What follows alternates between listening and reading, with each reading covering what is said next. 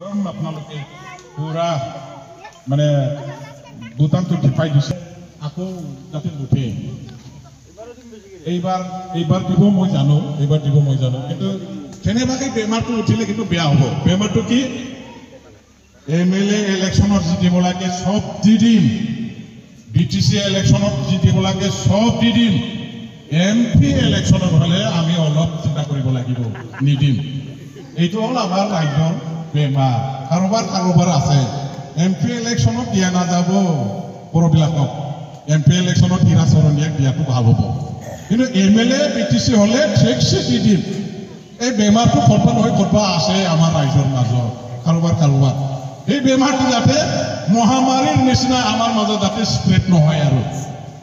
এই বেমাৰটো আমি এতিয়া ভাল দৰৱ পাতি দিয়াৰ দ্বাৰা দি নাইকিয়া কৰিব লাগিব হীৰা চৰণীয়াও এতিয়া ইলেকশ্যন খেলিবলৈ নাহে এতিয়া কিয়নো হীৰা চৰণীয়া ট্ৰাইবেল চাৰ্টিফিকেটটো খাটা গ'ল হীৰা চৰণীয়া যোৱা দুইবাৰ ইলেকশ্যনত কি নামেৰে খেলিছিলে জানে কি জাতি হিচাপে নিজৰ পৰিচয় দিছিলে বড়ো কছাৰী হিচাপে নিজৰ চাৰ্টিফিকেটটো লৈছিলে হীৰা চৰণীয়া বড়ো কছাৰী সম্প্ৰদায়ৰ মানুহ নহয় এই জালিয়াচিৰে 2 নম্বৰী ভৰ্তি কৰি পেলাই বড়ো কছাৰী মই হয় বুলি ট্ৰাইবেল সংঘৰ পৰা চাৰ্টিফিকেট লৈছিলে আৰু সেই ট্ৰাইবেল চাৰ্টিফিকেট বড়ো কছাৰী হিচাপে লোৱাৰ পাছত হেতুকে দেখুৱাই ট্ৰাইবেল আমাৰ এই ৰিজাৰ্ভ সিট কোকৰাঝাৰ মানে কি কয় 5 নম্বৰ লোকসভা সমষ্টিত হি ইলেকশ্যন খেলি বড়ো অনাবড়ো গাই দুইবাৰ জিকি গ'ল এতিয়া আৰু অনাবড়ো নাই নহয় জানো চব পিটিসি বাছে হয় নহয় জানো সব বিটিসি বাসে হয় ঠান্ডা হয় গরম ইয়াত কোনো হিরি নাই দাঙ্গা হাঙ্গা হাই কাজিয়া নাই এতিয়া সব মিলাপ্ৰীতি হৈ গ'ল বুজাপৰা হৈ গ'ল সব অধিকাৰ আপোনালোকে পাই আছে আৰু জনী বড়ো অনাবড়োৰ ভাগ কৰি ৰাজনীতি কৰা মানুহ সি ইয়াত নদী বান্ধৰ কাম কৰিবলৈ অহা নাই ইয়াত খালভাৰ বনাবলৈও অহা নাই কাৰেণ্ট দিবলৈও অহা নাই ৰাস্তা দিবলৈও অহা নাই তেতিয়াহ'লে বড়ো অনাবড়োৰ ৰাজনীতি কৰি পেলাই কিবা লাভ হ'ল জানো ভালো কৰে হৈছে জানো হোৱা নাই না যদি হলে এটেন বলব লগা নাই ভাই কিন্তু ৰাস্তা হলে বেয়া হিচাপে মই দেখা পাই আছো কালবাহাৰ যে নাই সেইটো মই দেখা পাই আছো নদী বানৰ অৱস্থা যে নাই ইয়াত গৰাখহনীয়া যে প্ৰতিৰোধ হোৱা নাই সেইটোতো একেবাৰে মই দেখা পাই আছো কিন্তু হয়তো ঘটনা নহয় জানো আজিৰ দিনটোত এমপি মহোদয় যাক আমি ইমানেই মৰম কৰোঁ ভাল পাওঁ যাক আমি ভোট দিছোঁ দুবাৰ হা সেই মানুহজনে আমাৰ গাঁওখনো বচাবৰ কাৰণে কিয় নদী বান্ধৰ স্কিম না আনিব নোৱাৰিলে দিল্লীত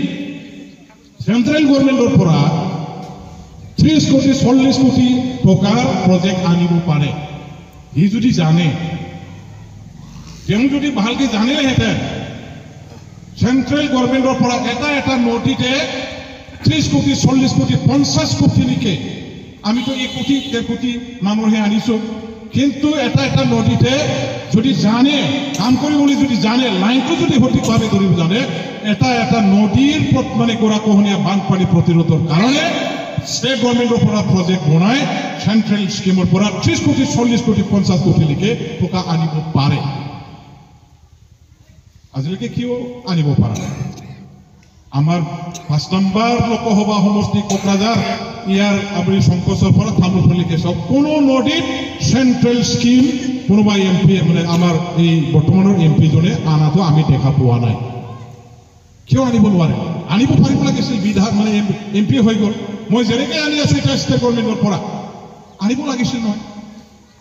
ৰাইজৰ কাৰণে একো উপকাৰ কৰাই নাই কালি বড়ো অনাবড়োৰ মানে কালি 20 মন্ত্ৰহে দি আছে সেইটো দি ৰাইজ নাবাচে ৰাস্তা ভাল নহ'ব নদী বান্ধ নিৰ্মাণ নহ'ব বেছিকে ছত্ৰাছত্ৰীহে হ'ব বেয়া ভুৱা ঘৃণা ভাৱ এইটো বেছিকেহে হ'ব তো গতিকে এমএলএ দিম বিটিসিত নিদিম বিটিসিত দিম এমপি হ'লেও আমি নিদিম এই বেমাৰৰ পৰা মুক্ত হ'ব মই ভাবোঁ এইবাৰ ৰাইজে সেইটো নাভাবে নহয় জানো ৰাইজে এইবাৰ নাঙলৰ ভাষাহে বুজে প্ৰমোদ বাবুতো একো কৰাই নাই এইফালে আকৌ আমাৰ বিজেপিৰ ইএম আছে ইয়াত তেওঁতো একো কৰাই নাই গতিকে না বিজেপি না মানে প্ৰমোদ বাবুৰ আমাৰ ট্ৰেক্টৰ না হীৰা চৰণীয়াৰ কি আছে টৰ্চ লাইট বেটাৰী ডাউন হৈ গ'ল এতিয়া নজ্বলে বাল্ব ফিউজ হৈ গ'ল এতিয়া আৰু এইবিলাক নচলে চাইনিজ মাল এবাৰ জ্বলালে আৰু দ্বিতীয়বাৰ মানে নজ্বলে ফিউজ হৈ যায় অট'মেটিক চাইনিজ মাল কোনো গেৰেণ্টি নথকা মানে মাল এই মালৰ লগত যাব নালাগে নাঙল আমাৰ বন্ধু হয় নাঙল ছাড়া আমি যাই থাকিব নোৱাৰো ঘৰে ঘৰে নাঙল খেতি বাতি নাঙল বেলেগ আৰু আমাক যাই ৰাখিবৰ কাৰণে কোনো আমাৰ মানে বস্তু নাই গতিকে নাঙলৰ লগত এমপি ইলেকশ্যনত চেক মাৰি দিয়ক আৰু বেছিকৈ কাম কৰে য'ত বেছিকৈ কাম মানে ভোট দিব তাতে বেছিকৈ কাম কৰিব মোৰো সেইটো নীতি হয় বুজিছে মোৰো নীতি হয়তো হয় এইটোৱেই হয় যোনে বেছিকৈ ভোট দিব সেই অঞ্চলত বেছিকৈ কাম কৰিম বেয়া পালেও ভাল পালেও ইয়াত মানে মই এইবিলাক আৰু হেৰি নকৰোঁ কাৰণ মোৰ বিপদৰ সময়ত যোনে ভয় নকৰাকৈ বুকু পিন্ধাই মই আপোনাৰ লগত আছো বুলি মানে সহযোগ দিছে সমৰ্থন কৰিছে এই সকলক মই যদি শ্ৰদ্ধা নকৰোঁ তেখেতসকলৰ মুখৰ ফালে যদি মই নাচাওঁ যোনে মোৰ লগত যুদ্ধ কৰিছে ইয়াকহে যদি মই বেছিকৈ প্ৰাধান্য দি পেলাই ইহঁতক যদি সব ভূমিকা ঢালি দিওঁ তেতিয়া মোৰ মানুহবিলাকে মোৰ পৰা আঁতৰি যাব নহয় জানো মোক ভোট দিয়া মানুহবিলাকে মোক বেয়া পাব আৰু ইমান আমি ভোট দিলোঁ আমাক এইখন নিদিলে যিবিলাকে তেখেতক